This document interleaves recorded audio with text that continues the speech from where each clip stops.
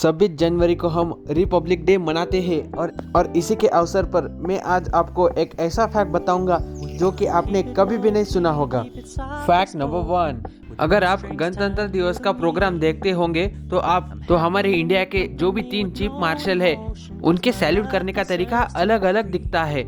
तो चलिए मैं आपको एक्सप्लेन करूंगा कि ये सैल्यूट के कितने टाइप्स है और ये किस तरह से करे जाते हैं। दरअसल हमारे इंडिया में इंडियन आर्मी, इंडियन नेवी और इंडियन एयर फोर्स ये 3 दल प्रेजेंट है। इंडियन आर्मी का तरीका है खुली हुई हथेली को माथे पे रखना।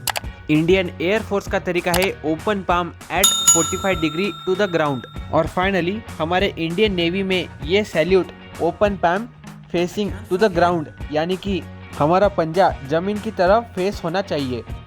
फैक्ट नंबर 2, गणतंत्र दिवस यानी कि रिपब्लिक डे और हमारा स्वतंत्र दिवस जो कि हम 15 अगस्त को सेलिब्रेट करते हैं, इन दोनों में बहुत ही ज़्यादा अंतर है, लेकिन ये कभी हमारे ऑब्जर्वेशन में ही नहीं आया है।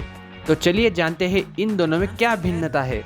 पहली बात ऐसी है कि इंडिपेंडेंस डे यानी कि स्वतंत्रता दिवस पे ध्वज को नीचे ही रस्सी से बांध के ऊपर ले जाया जाता है और फिर उसे खोलकर फहराया जाता है। इस प्रोसेस को ध्वजारोहण कहा जाता है। और यही बात अगर मैं गणतंत्र दिवस यानी कि रिपब्लिक डे को कहूँ तो यहाँ पे ध्वज ऊपर ही रहता है और उसे फहराया जाता है।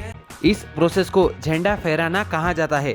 दूसरा अंतर ऐसा है कि 15 अगस्त को केंद्र के प्रमुख जो कि पंतप्रधान होता है, जब 15 अगस्त 1947 में संविधान लागू नहीं हुआ था और हमारे संविधान के प्रमुख राष्ट्रपति होता है, उस समय में राष्ट्रपति ने पदभार नहीं संभाला था, तो वहाँ पे पंतप्रधान थे। इसकी वजह से पंतप्रधान ही 15 अगस्त का झंडा लहराते हैं।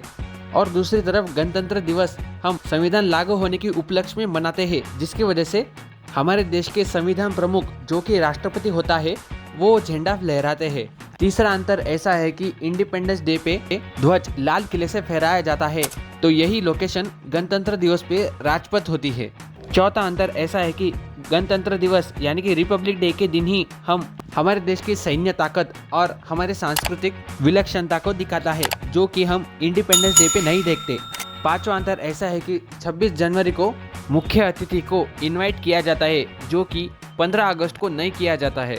दोस्तों, इससे पहले आपको ये फैक्ट्स जो कि हम बचपन से टीवी पे देख रहे हैं लेकिन कभी इतना भी ऑब्जर्व नहीं किया कि हमें ये डिफरेंस पता चले कि 26 जनवरी और 15 अगस्त को इतने सारे ट्रेडिशंस को फॉलो किया जाता है।